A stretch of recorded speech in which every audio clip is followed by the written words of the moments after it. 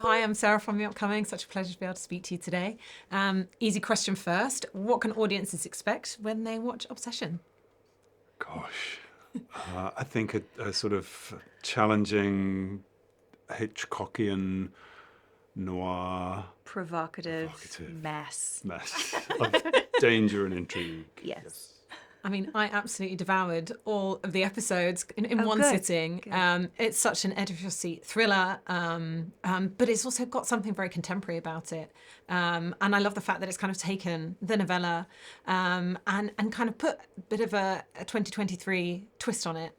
So maybe you could just talk a bit about what the draw was for each of you, and in particular what you liked about what Morgan had done with the adaptation. Yeah. I mean, it's such an even perspective now, isn't it?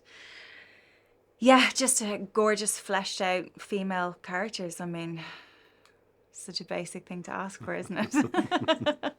Yeah, that was like so incredibly exciting to play a part, or to have the opportunity to play a part that doesn't disappear when they go through the door. I've been lucky though. I've been lucky. I've had a few, some nice parts like that. You just feel they're really fleshed out, and then this is just feels like another level. Really, she's just done an incredible job. It feels like a departure rather than an adaptation, isn't it? Yeah, and I hadn't seen the 90s version of the film. I'd read the book, and I now can't really imagine telling this story without those perspectives. It would be like missing limbs, because there is William's world, there is William's choice and his kind of collapsing, shattering relationship with his family, but the overwhelming pull that sort of stress tests him in the intimacy, but without Anna's perspective, or even and Ingrid and Jay's point of view, it becomes uh, empty. So I think it's pretty full, isn't it? Yeah. The human layers.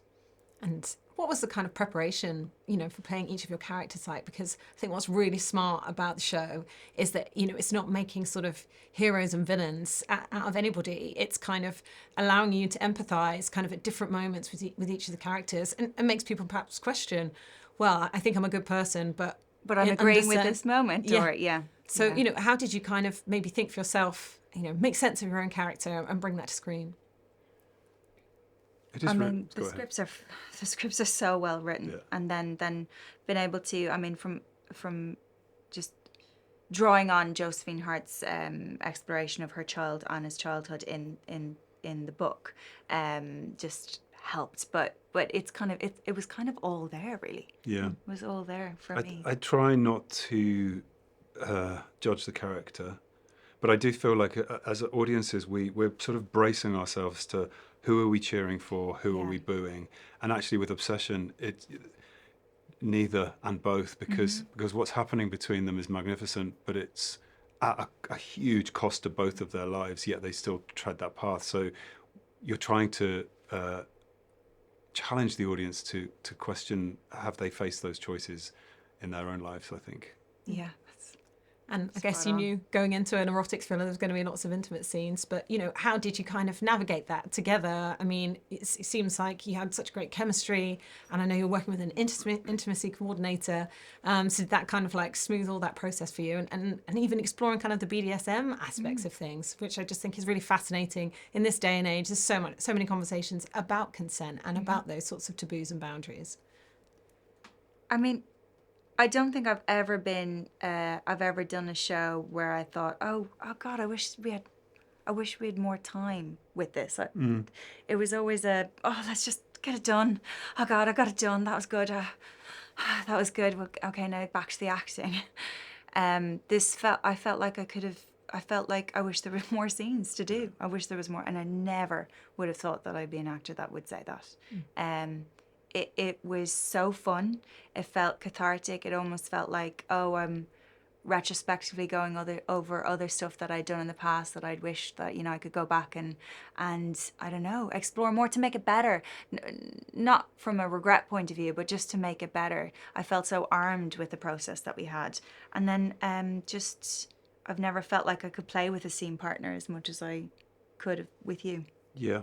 And also, I think the strange paradox of having choreography that was taken care of before the event meant that I could be free inside of that. So I think that actually helped the chemistry, because I was just able to focus on what I was feeling rather than all the other self-consciousness of It the was back to the physicality. acting then. Yeah. It was. Totally.